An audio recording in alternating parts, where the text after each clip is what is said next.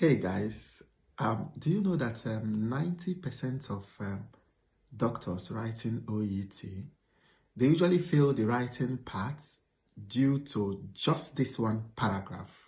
The most important part of your letter writing is the introduction. And for you to score 350 and above, the effort starts from the introduction. And the purpose of your writing should be clearly stated in your introduction. Now, let's have a look at this case notes.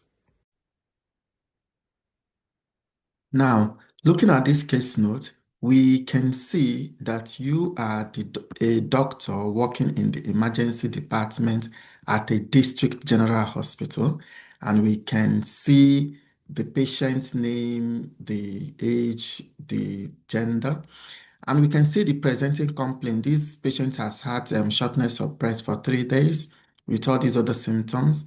And also patient has background respiratory problem, COPD, and other medical condition. And the patient has been on some medications for the COPD and hypertension.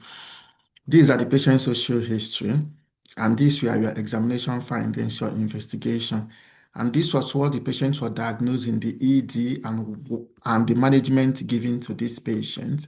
And the patient was, the plan for this patient was to admit under medical team, to step down to oral antibiotics when stable, and then for the respiratory consultant in the community to follow up with this patient.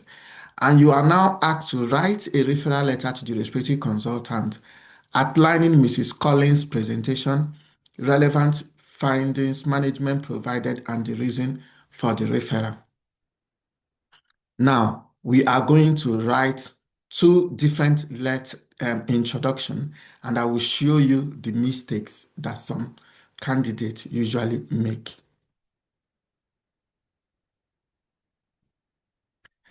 Let's have a look at these two different introductions.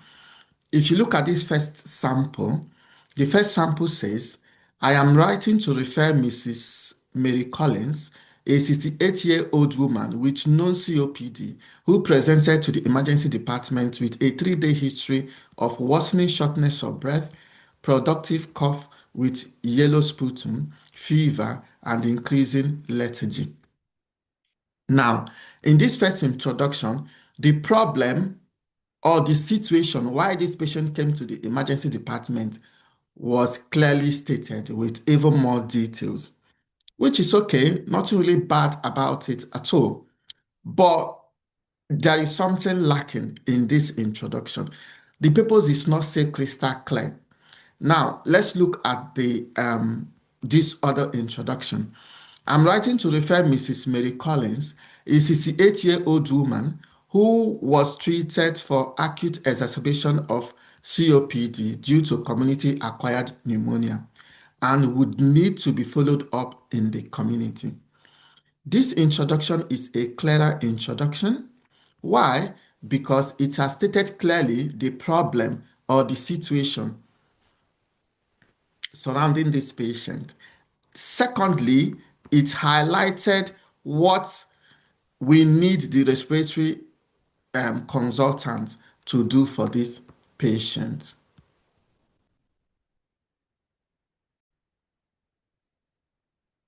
All right, guys, let's also look at these other samples. Sample number 3. I would appreciate if you can accept this referral and follow up with Mrs. Collins, a 68-year-old woman who was admitted and managed for community-acquired pneumonia with acute exacerbation of COPD. In this sample again, you can see I've highlighted the clear purpose of this letter is for this patient to be followed up in the community. And then I clearly stated what the situation is. The situation here was that the patient was admitted and managed for community-acquired pneumonia with acute exacerbation of COPD. This introduction itself, looking at this introduction, it clearly states the purpose and it's quite precise. Now, let's look at this fourth sample. Mrs. Collins, a non-COPD patient, presented to the ED with a 3-day history of fever, shortness of breath, and productive cough, and has been started on antibiotics. I'm referring her for follow-up in the community. In this sample number 4, the situation is also highlighted that this patient has come with a 3-day history of fever, shortness of breath, and productive cough, which from your own knowledge as a medical doctor, looking at this history and the non-COPD, you should be able to deduce that this patient that this patient is coming in with pneumonia or acute exacerbation of COPD due to lower respiratory tract infection. So it's still the same thing. So the situation is clearly stated here. And buttressing the purpose of this letter, we've stated clearly that I'm referring her for follow-up in the community. It is very important when writing your introduction that you make this point very clear. If you look at points from all the letters that are from all this introduction that I've written, it's quite obvious there is something that you will notice. I will always say referral. In this sample number 3, I said referral. Here, I said I'm referring. In the other sample, sorry, no, don't save.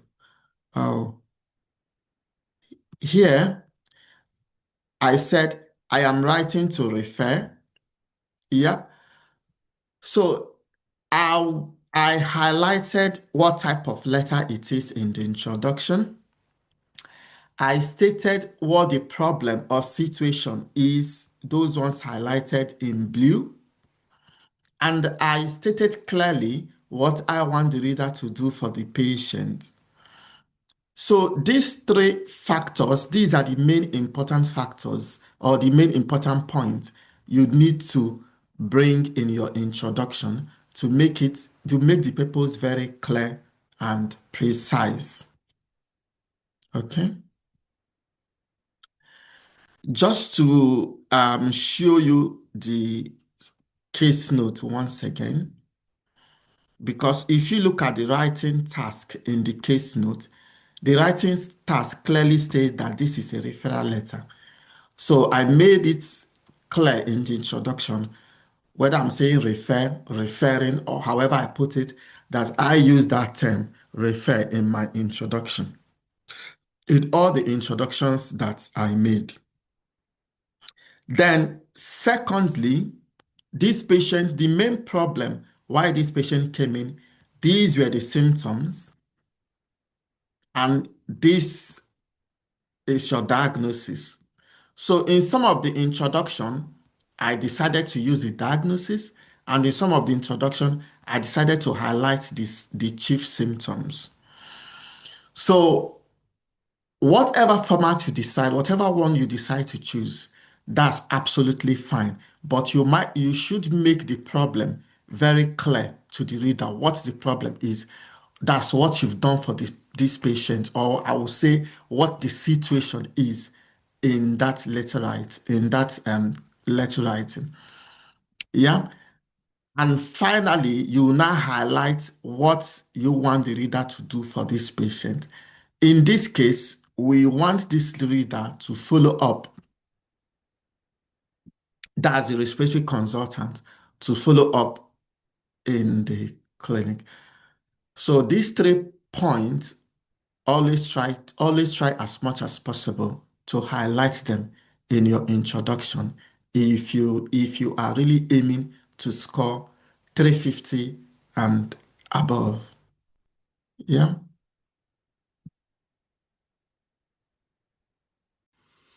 All right, guys, what do you guys think?